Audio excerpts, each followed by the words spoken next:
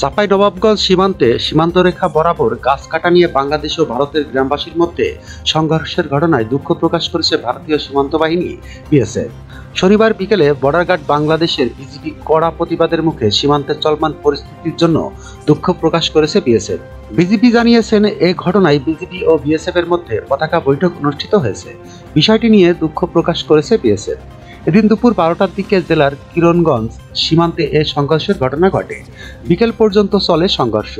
4টার পর দুই দেশের সীমান্তরক্ষী বাহিনীর চেষ্টায় পরিস্থিতি কিছুটা নিয়ন্ত্রণে এসেছে। স্থানীয়রা জানান, এদিন দুপুর 12:30টার দিকে হঠাৎ করে বিএসএফ ও শতাধিক ভারতীয় মিলে ভারতীয় সীমান্ত এলাকায় অনুপ্রবেশ করে এবং বাংলাদেশ প্রান্তের বেশ কয়েকটি আম গাছ কেটে ফেলে। পরে বিজিবির টহল দল মাইকিং করে স্থানীয়দের সহযোগিতার আহ্বান জানান। এ সময় স্থানীয়রা বিজিবিকে সহযোগিতা করতে সীমান্ত এলাকায় ছুটে আসে। দুই পাশে উত্তেজনা দেখা দেয়। এদিকে বিএসএফ সদস্যরা বাংলাদেশিদের লক্ষ্য করে সাউন্ড গ্রেনেড ও টিয়ার সেল নিক্ষেপ করেছে। অন্যদিকে স্থানীয় ভারতীয়রা পাথর ছুড়ে মারে। এতে বেশ কয়েকজন বাংলাদেশি আহত হয়। পরে বাংলাদেশের সীমান্তবাসীদেরও লাঠিসোঁটা নিয়ে অবস্থান করতে দেখা গেছে। পরে ভারতীয়রা কাটা গাছ ও ডালপালা ফেলে পালিয়ে গেছে।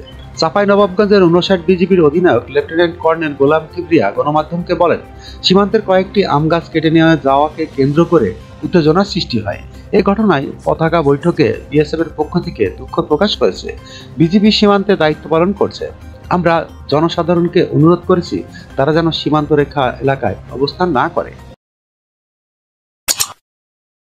যখনকার খবর তখনই দেখতে চোখ রাখুন সুন 24 টিভিতে। চ্যানেলটি সাবস্ক্রাইব করুন।